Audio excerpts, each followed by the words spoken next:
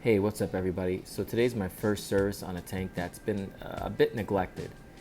You can take a look here and see that you got a bunch of cyanobacteria on the rock, that red slime algae. You got some brown algae on the glass and a bit on the sand. You have a bunch of green hair algae that's on the back wall and on the rocks there.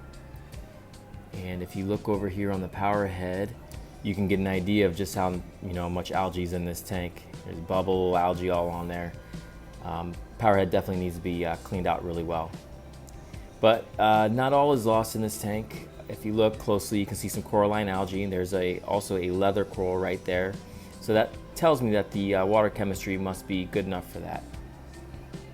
As we take a look underneath the sump area, you can tell the sump has definitely not been touched in quite some time. You can see the filter sock there is pretty gnarly. And the sump overall is there's a lot of gunk in there, so we're gonna have to get in there and clean that out the best we can. But all in all, I'll just go ahead in here and give it a good scrub and a good water change and try to balance things out.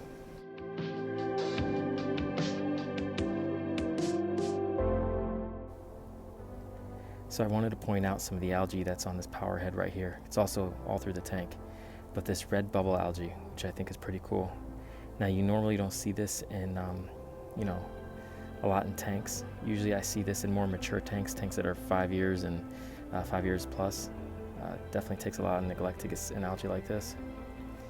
But you can see the regular green algae, green bubble algae right there. And there's some hair algae right here as well.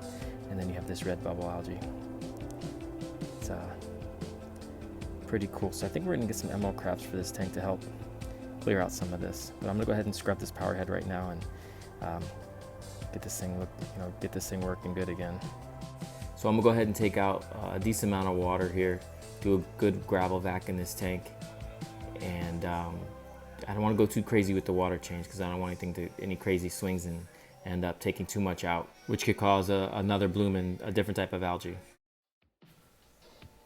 So I cleaned up the back walls really well. I scrubbed the rocks a decent amount. I've gravel vacked here, but there are a lot of dead snails in here, which is strange. So we're gonna probably end up refreshing some of the cleanup crew here. But I'm gonna go ahead and get out a lot of these dead hermit crab and snail shells out of here. They're just detritus traps, so it's good to get them out once they're dead. But the sand was surprisingly clean. And here's a top-down look of the tank. I was able to siphon off a lot of that cyanobacteria, and you can see underneath there's really nice coralline algae growth. So it's a sign of a mature, healthy tank. So it just needs a little push, and I think we can get this tank really thriving and back on track.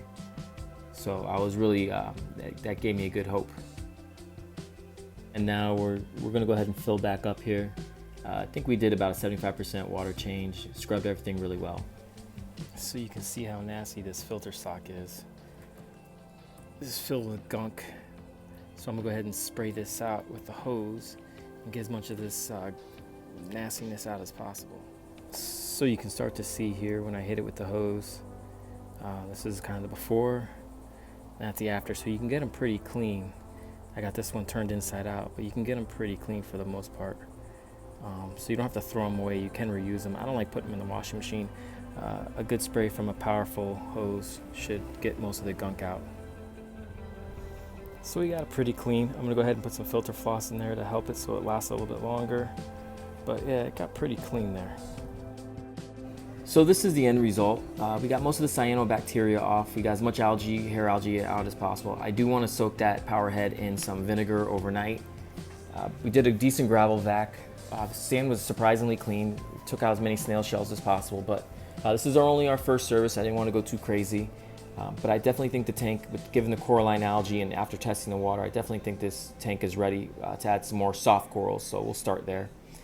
You can see there's a little bit of green algae there in the back and the water's a little bit murky, but that's just because I was really in there putting in work and scrubbing and doing gravel vacs.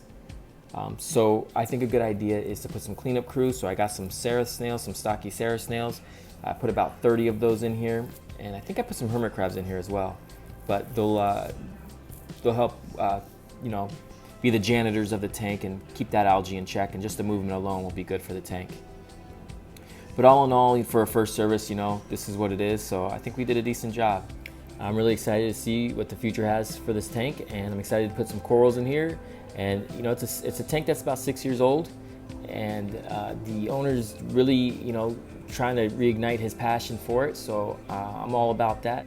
I know this was a quick video, but I really couldn't take much footage because I was in there working. But I'm excited to see what the future has for this tank, and I'll keep you posted. Have a good one. Thank you.